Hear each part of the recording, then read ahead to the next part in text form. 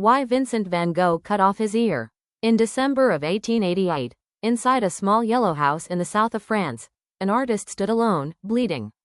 Moments earlier, in a sudden emotional collapse, he had taken a razor to his own ear. The story would become one of the most shocking legends in art history. For more than a century, people have asked, why did Vincent van Gogh cut off his ear?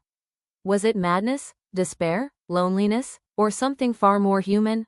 Today, Van Gogh is remembered as one of the greatest artists who ever lived. His paintings sell for millions. Museums dedicate entire wings to his work.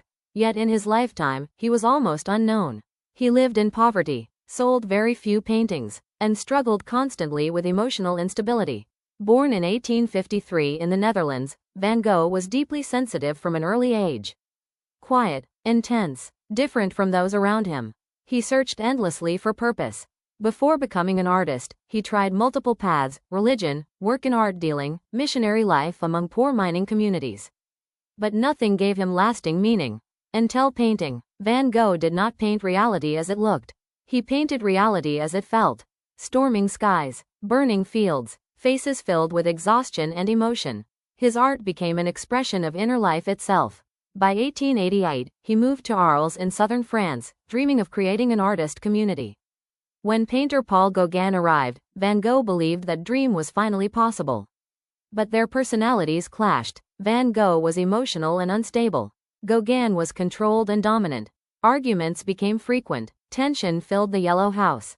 Then came December 23, 1888. After a violent argument, Gauguin left. That night, Van Gogh suffered a psychological breakdown. In that state, he cut off part of his left ear. Some say it was madness. Others believe it was fear of abandonment. A moment of unbearable emotional collapse. Afterward, he wrapped the ear and delivered it to a local woman before collapsing. The town reacted with shock and fear. Rumors spread. Residents demanded he be removed. The image of the mad artist was born. But that version of the story is incomplete. Van Gogh was not only a man losing control.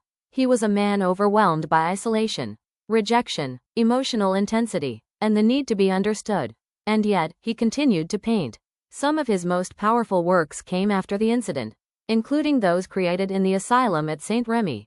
There, he painted The Starry Night, a swirling sky filled with movement, light, and emotion. It does not feel like surrender. It feels like transformation. In 1890, at just 37 years old, Van Gogh died from a gunshot wound. Whether accidental or intentional remains uncertain. At the time, he was still largely unknown, supported only by his brother Theo van Gogh.